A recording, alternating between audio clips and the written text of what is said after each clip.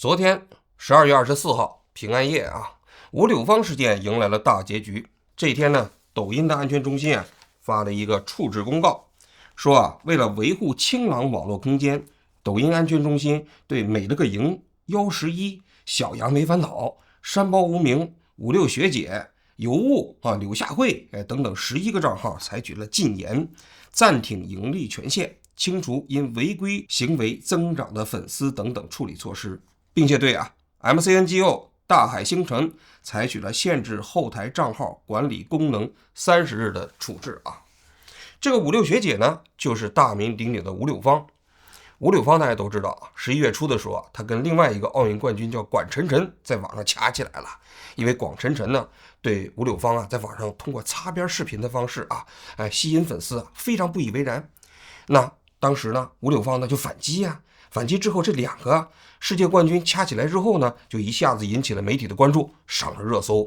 那这之间呢，大家突然发现一个世界冠军竟然在网上跳擦边视频，而且还挺好看。于是乎他的账号一夜之间火爆涨起来了。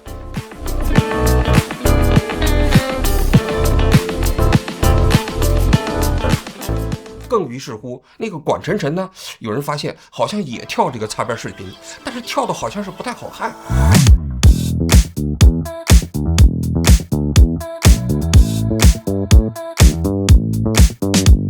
大家呢就觉得，你看你这个奥运冠军，你欺负人家吴柳芳那么没几天这吴柳芳的账号就被禁止关注了。那么到了12月1号这一天呢，吴柳芳的账号就被突然打开了。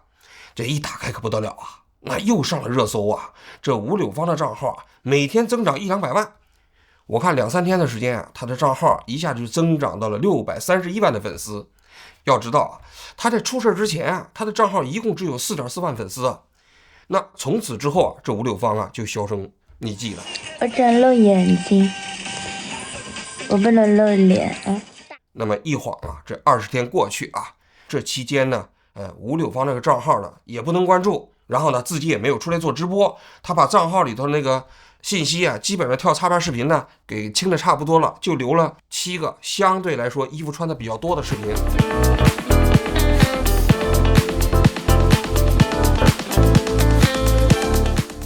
但是仍然没有躲过最终的处罚。到了12月24号，有关部门宣布，你违规增长的是631万的粉丝都是假的，一下子把它清光了，回到了什么？回到了之前他跟管晨晨发生矛盾之前的4.4万的粉丝。理由就是说他是个违规增长的粉丝。那言下之意就是你这粉丝增长不是靠正道来的，你是通过那种什么恶意炒作刷单水军等等的方式搞来的要说这个处罚决定中间的理由显然是假的。为什么这么讲呢？大家都知道就是个吴柳芳就被禁言之后，这抖音呢有一个副总裁叫李亮，在网上他12月9号的时候曾经说过一次，他说我们平台处理这种问题有2个原则。第一个原则，国家的法律法规；第二个原则就是我们平台的算法。任何一个社交网站的平台都不应该超越这2种原则。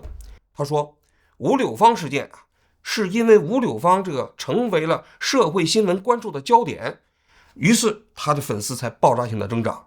言下之意什么意思？吴柳芳的粉丝增长其实跟所谓的算法无关，而且也跟所谓的违规增长的这行为也无关，就是因为它变成了一个社会新闻，引起了人们广泛的关注，于是它才一下子爆发性的增长了嘛。第二，前2天这不吴柳芳最终的结局出来了吗？这李亮又在网上说了，人家问说管晨晨也跳这样的舞，你为什么没处理大家都是擦边，为什么管晨晨擦的不好看，然后呢就没人管，这吴柳芳擦的好看就变成了软色情，你解释解释这李亮又说了，他说呢，那我们作为平台，我们得听国家的国家的法律法规还有一个政策要求，我们得执行好。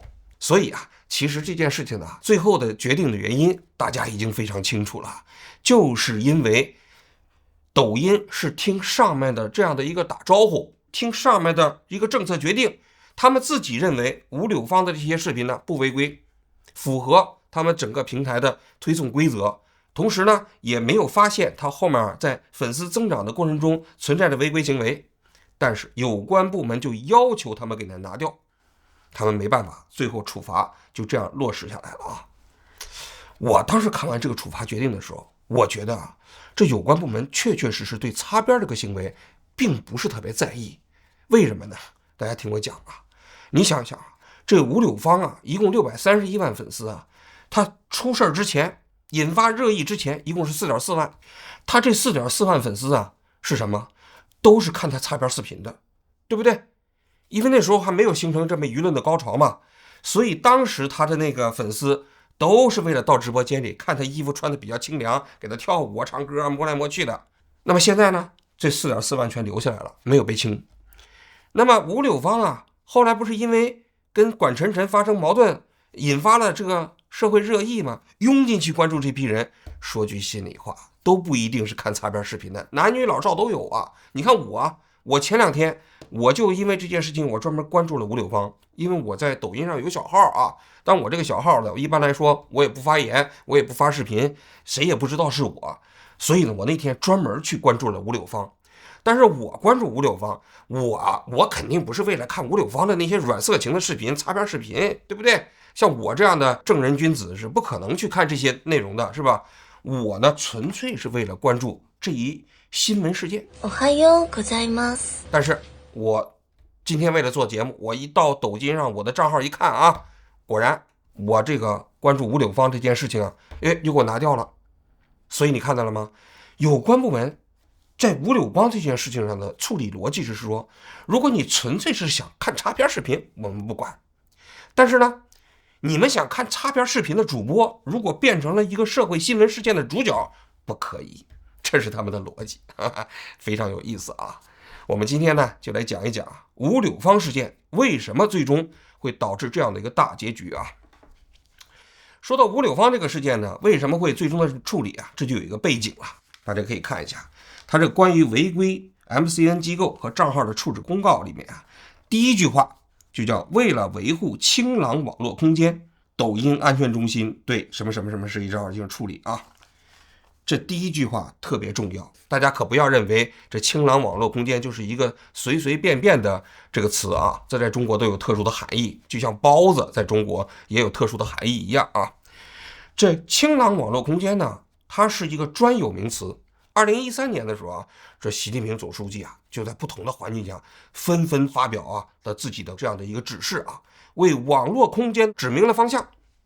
加强网络内容建设，做强网上正面宣传，培育积极健康、向上向善的网络文化，用社会主义核心价值观和人类优秀文明成果滋养人心、滋养社会，做到正能量充沛、主旋律高昂，为广大网民，特别是青少年，营造一个风清气正的网络空间。他就讲这个中国的互联网啊，平时啊，这乌烟瘴气，你必须要清朗网络空间，树立正能量，然后呢，要把大家的价值观呢都导向一个正确的方向。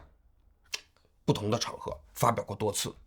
那么由此啊，在2016年的时候呢，我们国家这个网信办就专门出台了一个规定，就要搞这个清朗网络空间，专项行动，清理各种各样的不良信息、不良行为、不良算法。现在你到网信办的首页上，你就可以看到清朗网络行动啊有一个专项的页面。这个专项的页面从2016年开始到2024年啊，几乎每一年都有清朗网络的专项活动。到了2019年的时候呢，发生了一个非常大的变化啊，共产党啊专门制定了一个法律，就是叫《网络信息内容生态现状的一个规定》。那么这个是2019年的12月15号制定的。过去的很多人都讲共产党无法无天，有法不依，是吧？那么现在人就制定了法律了嘛，人家专门有一个网络信息内容生态的这个管理规定了嘛，那你以后你不服气，人就可以按照这个法律来收拾你了啊。所以你看到了吗？人家这个清朗网络行动啊，人家有法可依，人家有法律，是吧？不是没法律啊。那这里头呢，我们做了一个非常有趣的统计啊，从2016年第一次啊有这个清朗网络行动，一直到2024年啊，我们统计一下他们每年的清朗网络行动啊，大概有多少次？内容主要是什么？挺有意思的。2016年就一次，这是第一次搞，紧接着2016年到2020年这中间3年都没有。那么到2020年呢是2条，2021年就开始多了啊，就变成了7条，2022年呢是6条，到了2023年就变成了11条，2024年呢也是11条。大家可以看到了吗？这里有个规律啊，这清朗网络行动啊，这些年来，网信办主导下的内容是越来越多，次数也是越来越频繁，涉及的面呢，当然也就越来越广了啊。那么在清朗网络行动里头呢，比如说从2022年的时候，它重点就开始搞这个短视频和直播。此前呢，比如说对青少年要打破信息什么茧房啊，让防止青少年什么进行内容沉迷，曾经也搞过，好像是2020年的一个专项行动的重点啊。然后紧接着，你比如说像是滴滴呀这些外卖平台啊，搞的这种算法的，说这个让外卖员呢只关注怎么去抢单，然后呢抢红绿灯啊，你这个导致交通事故啊，他也管。所以你看滴滴最后不是被处理了吗？包括现在美团外卖这种算法他们也管。所以你看到了吗？这个清朗网络行动啊，在中国只要是涉及互联网的，他无所不包，什么都管，权力非常之大呀。那么就今年而言啊，他的这个7月份就专门也搞过针对这个短视频还有直播内容的打击软色情。软色情嘛，就是我们说的擦边嘛，对不对？像吴柳芳的那些视频，擦边视频，这就属于软色情。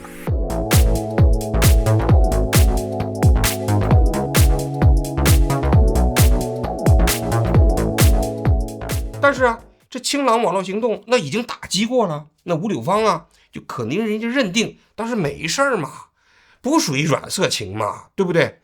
那么到了12月份的时候，他们现在呢跟管晨晨闹起来了，之后呢正好现在又有一次清朗网络行动了。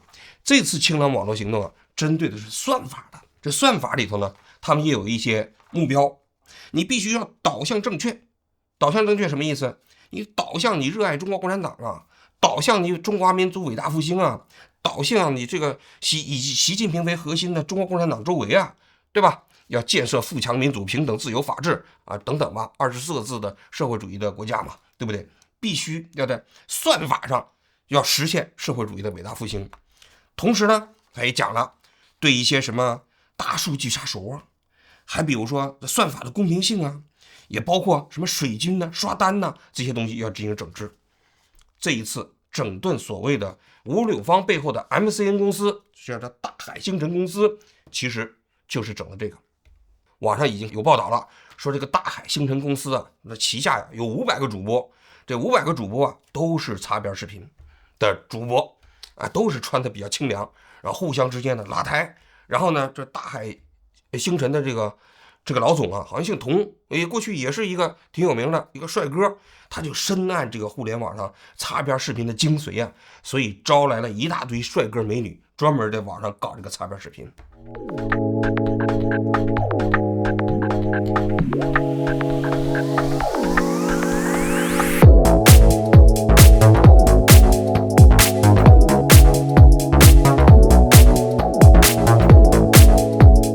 现如今就认定他触犯了算法原则，不但是处罚了这5、6学姐，也就是吴柳芳这些人啊，包括这个大海星辰的 MCN 公司也被禁止后台什么30天的操作权限，应该说处罚的还是比较严厉的啊。整个这个清朗行动的背景啊，大概就是如此啊。那紧接着我们就要来讲一讲啊，就是这个背后的逻辑了。要我说吴柳芳这件事情啊，有关部门的处理方式体现了典型的中国式的智慧。什么叫中国式的智慧呢？就是叫做睁一只眼闭一只眼。我刚才不是已经讲了吗？吴柳芳，如果你要是单纯擦边，你悄咪兮兮的擦边是没有人在意的，因为擦边视频嘛。那吴柳芳人家是世界冠军，是吧？身材又好，跳的也好看，然后穿的又少清凉，你以为呢？人家有关部门那些人也喜欢看，他们没事端着手机，是吧？实际上也看擦边视频，但是呢，一到开会的时候就正襟危坐，说这都是不符合社会主义的价值观呢，这必须严厉打击啊，是不是？所以呢，你看到了吗？开会的时候睁一只眼，不开会的时候闭一只眼，这是我们中国人呢处理这些问题的典型的东方式的智慧。这吴柳芳啊，如果不上新闻热搜，如果不被人标上了一个世界冠军、为国争光的这样的一个牌子，然后你去搞擦边，大家都无所谓。但是你一旦要是搞上了世界冠军，搞上了为国争光，搞上了举国体制，完了，你这时候擦边啊就不行了。为什么呢？你就亵渎了体制的贞操。什么叫体制的贞操？体制的贞操就是说，你无论是奥运会啊，还是代表中国出征去为国家去参加体育比赛呀，你其实都是为这个国家争夺荣誉。那这个荣誉啊，就是贞操嘛。那么你搞擦边视频，虽然这个所有的人都喜欢看，但是呢，就是不能亵渎体制的贞操。所以我上次节目不是都讲了吗？你凡是过去为国家争过光的领过奖的，你都相当于国家赋予了你的一种贞操，你得为国家守寡，为体制守寡。所以呢，你看到了吗？你既然变成了一个普罗大众必须关注的内容，那么好了，你就完了，你就可能要必须按照体制的逻辑来处理你。那么这里头就有一个问题了啊，有人就说了，那管晨晨跳的，那其实跟吴柳芳跳的都一样啊，对不对？为什么管晨晨跳就没事呢？吴柳芳跳就有事呢？我跟你讲，在中国是没有统一的标准的，因为这件事情没有办法按照一个正常的逻辑进行推演。要按照正常的逻辑，我们国家应该制定一个擦边法，规定这个衣服短到什么程度，是不是？这就算擦边，不能再短了啊，再短就是擦边了。在这下面就不算擦边。然后呢，你这下面穿多少，对吧？你这个算擦边，你没穿多少就不算擦边，这就有一个法律的标准。但是呢，我们现在你看到了吗？处理这个问题不是按照法律标准，而是按照什么标准呢？是按照贞操标准。嘿，你跟国家有关系了，你曾经跟国家发生过关系，那你就不能擦边了。你如果没有跟国家发生过关系，你就可以擦边。所以它不是一个法律问题，它是一个体制问题，它是一个道德问题。说到这儿，我想起了擦边界有一个非常有名的人，他对这件的评论真的是一针见血呀。有观众让我谈一下对吴柳芳擦边问题的看法。这种问题你问我一个擦边主播不是完犊子吗？我能怎么说？我当然是抵制喽。没有人比我更希望这个社会上的擦边女主播越来越少。那最好不要有任何擦边女主播和男娘的出现。所以你问我对体操冠军擦边有什么看法？我当然是觉得打的不好喽，全部给他们抓起来，所有擦边的全部抓起来，除了我。事件相关评论区里面茫多关于道德的评论，我们这个话题就不聊道德，因为关于道德的争论通常没有结果，而且没有休止，看似是在交流，实则只是整理偏见。况且很多人在辩论的时候还没有逻辑，所以我在吴柳芳视频评论区下面找了一些和道德无关的话题来讲一下我的看法。大家看到这个人呢，名字叫做清风已经不困了。这个人呢，其实啊，在 B 站还挺有名气的。她也是一个擦边的女主播啊。大家听一听，这擦边的女主播啊，人家对吴柳芳这件事情的评论呢啊，她不仅仅是出于自己的利益，她从一般的社会学的角度啊，就评论过吴柳芳事件。她怎么讲呢？这个话题下面最让我绷不住的一类评论就是，此次事件我们应该关注背后的问题，聚焦于如何保障运动员退役后福利待遇，如何完善退役运动员福利体系。我的妈呀！你是来评论区国考来了吗？这又不是申论考试，你在这里整那几个官腔官调有什么用？就我做擦边主播以来，和很多人沟通之后，我发现其实人们他并不反感用外貌或者身材变现，本质上是不反感的。他们无非是觉得用外貌或者身材变现在合法范围内不体面。那么什么是体面的呢？大多数人觉得女性的外貌和身材、颜值用婚姻变现比较体面，是不是？实际上用婚姻变现那帮人在我眼里才真正的是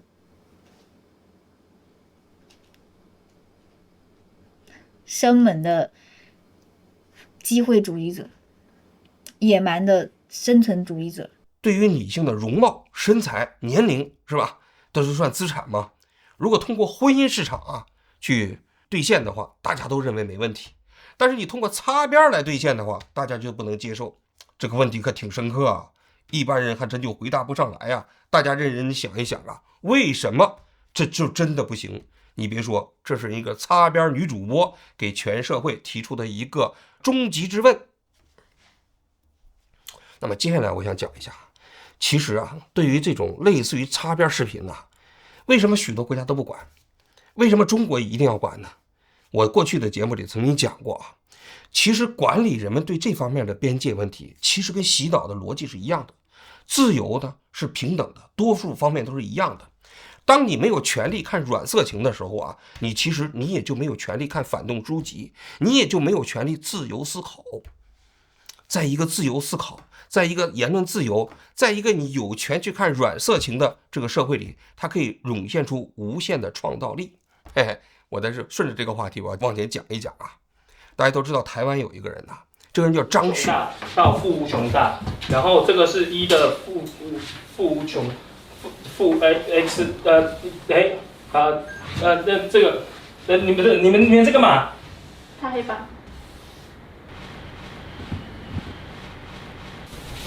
没关系啊，没差了，反正这张旭这哥们儿挺有意思的，他是教微积分的，给大家补课的。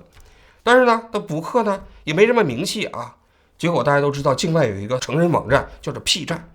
他有一天他突发灵感，他说这个 P 站上人们一般都是不穿衣服啊，大家都知道了啊。然后呢，我能不能在 P 站上我去讲微积分呢？于是他就把他讲微积分的这些视频呢，就搬到了 P 站上。是上线，上线的话呢，就是这边的 x 坐标，那你把它对下来，你就会发现它是多少？它答案就是2，可以吗？因为这个点是24。这 P 站上一看，这个哥们儿也挺有意思啊哈。我们现在都是这个不穿衣服，来了一个穿衣服的大老爷们儿，在这个地方讲微积分，哎，就给了他很多流量。而且这哥们儿呢，他的那些关键词啊，跟 P 站上都一样，什么教室啊、五马呀、高清啊、什么学生啊等等啊，哎，结果他在 P 站上的流量真就不低，于是乎他就火了啊。这个哥们儿由一个人讲微积分，最后组建了自己的公司，然后呢，这个公司啊还雇了人，一年据说能挣30万美金呢。你瞧瞧，人家就是一个讲微积分的，人就是在成人网站上讲微积分。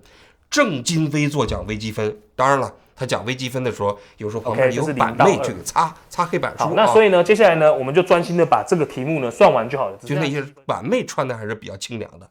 但总而言之，它的内容是一个非常严肃的一个讲微积分的内容嘛。那你看也火了，普及了微积分的知识。那你人家在成人网站上普及微积分的知识，为这个社会做的是了不起的贡献吧。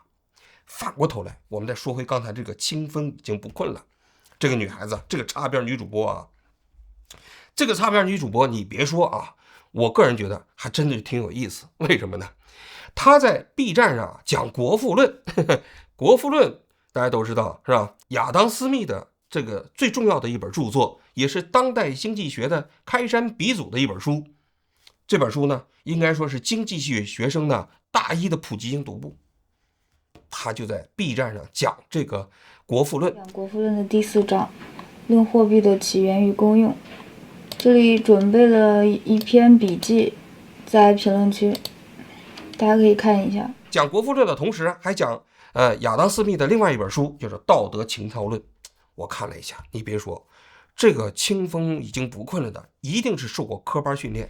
因为道德情操论是关于人类行为的利他，而国富论是关于经济活动的利己，因此似乎应该有第3本书作为利他和利己之间的桥梁。我不是很认同这个观点啊，这个就跟统一场论一样，因为爱因斯坦他想统一量子力学和相对论嘛，大家都知道量子力学和相对论不相容，但他们两个都是对的。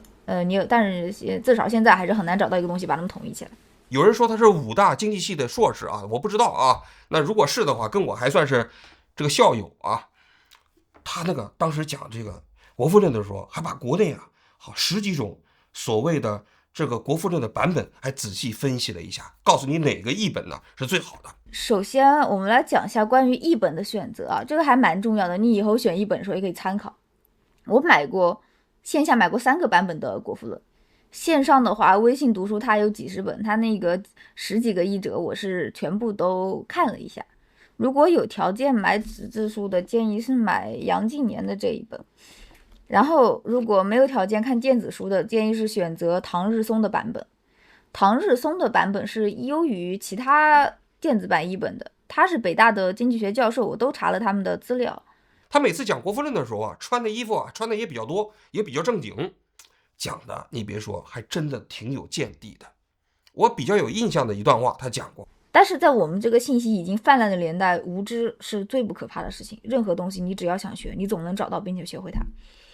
真正阻止我们的是愚昧，愚昧它会让我们对真相视而不见，会让我们即使投入成倍的精力在一个事情里面，你也只会得到相反的结果，明白吗？所以我希望大家在看我的课的时候，能保持一种无知的状态来看。说多好啊，真的说得好，一看就是受过规范的科学训练。讲国富论，瞧瞧穿得非常清凉，然后呢讲国富论之余弹弹琴唱唱歌，然后给大家跳跳舞。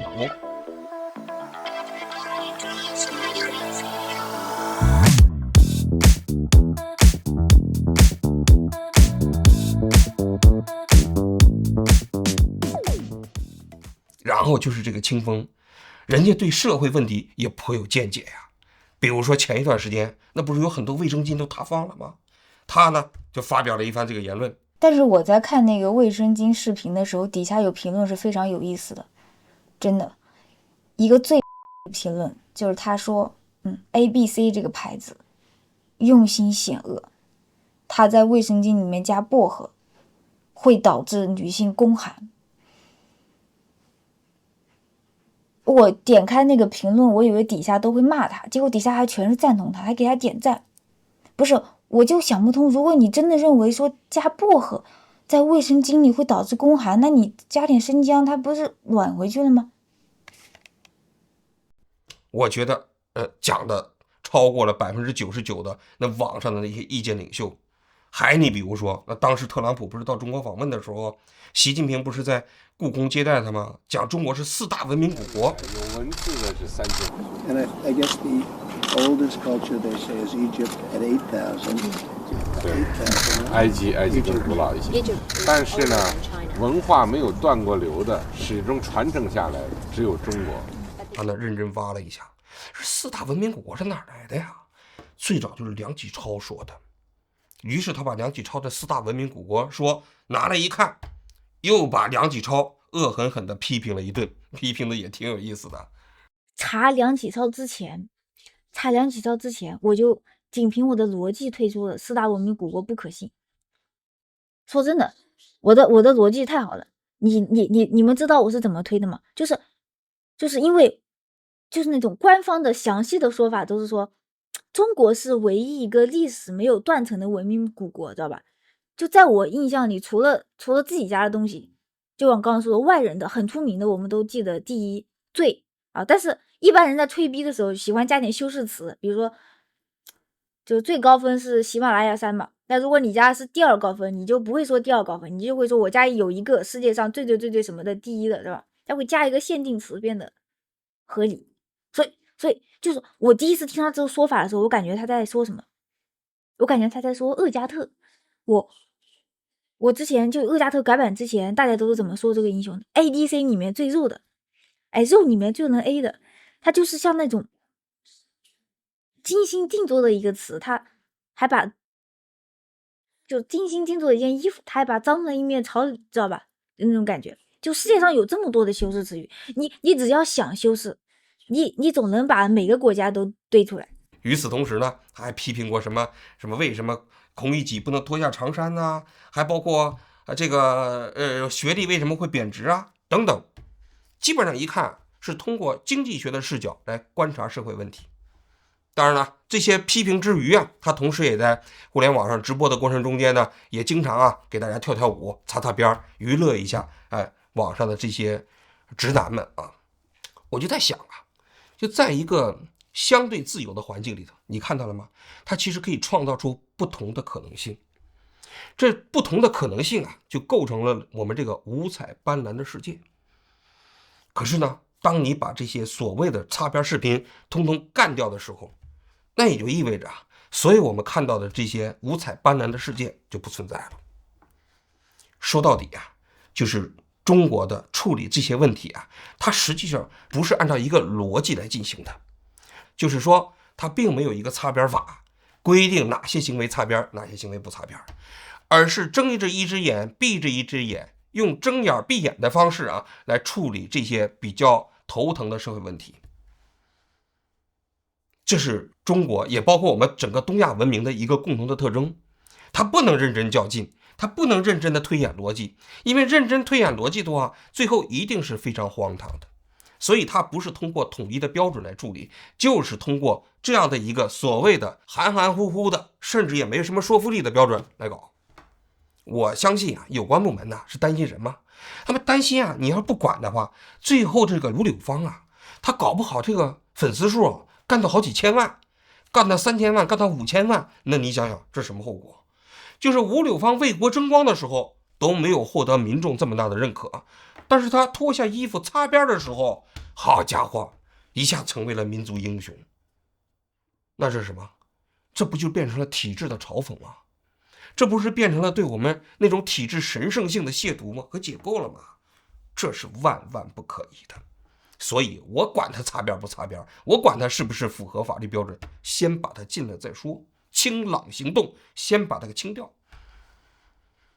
但是我还要讲，如果一个社会没有自由的话，它就缺少了自由土壤中间成长出来的各种斑斓色彩的东西。吴柳芳离开了这个舞台之后，到了北京体育大学读书，毕业之后呢，找工作也特别的不顺利然后还遇到了拖欠工资，遇到了各种各样的人对他的欺负，遇到了这个公司强迫他必须穿这么清凉的衣服去做直播，他内心未变得是情愿的。19年上半年去的，然后去了杭州2年，待2年去当老师，然后后来不行，老板拖欠工资，我就没干了，然后就去嘉兴，去浙江嘉兴，去那个体校当教练当体操教练，又当了2年，当2年我不爱干，本来说是有编，但是待了2年没让进，让别人先进了，我又不干了，我又不干了，然后又回到杭州，又开始做直播，就这样。我路还是挺坎坷的这条路。但不管怎么说，他正是因为这样的遭遇，他其实赢得了别人的关注，甚至赢得了那么多网络对他的注意力。如果没有那些权力的看不见的手的干预，他可能真的可以成为一个明星，可以挣很多钱，成为新时代的网络英雄。可惜这一切都因为权力的干预而戛然而止了。这2个词大家都把它当做同一个词就行了我给这个吴柳芳出一个主意我知道现在其实抖音呢并没有彻底封杀吴柳芳，也许将来有关部门呢会把吴柳芳培养成一个正能量的代表，比如说让吴柳芳彻底摆脱这种擦边视频，让他变成一个什么爱心大使什么之类的，给他发一点高的薪水嘛。但是我要说的是在一个不自由选择的情况下，即便是把吴柳芳救出他现在的行业，也不说明这对吴柳芳是真正的有利。一个自由的市场，让他们自由的选择，哪怕付出自己的格外的艰辛，最后获得公众的认可，这才是一个自由市场中间优胜劣汰的一个最重要的法则。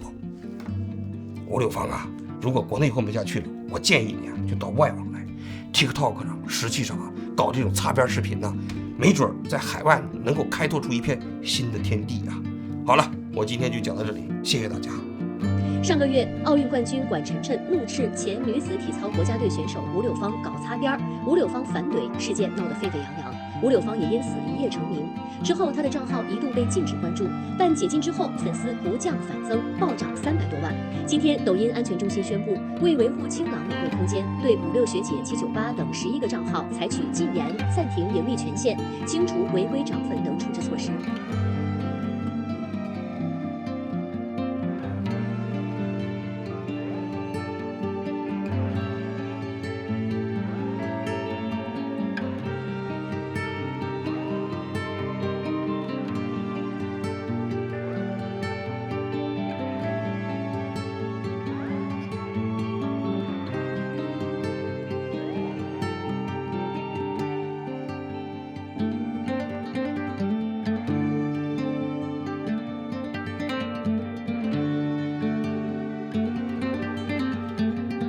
是在我们这个信息已经泛滥的年代，无知是最不可怕的事情。任何东西你只要想学，你总能找到并且学会它。真正阻止我们的是愚昧，愚昧它会让我们对真相视而不见。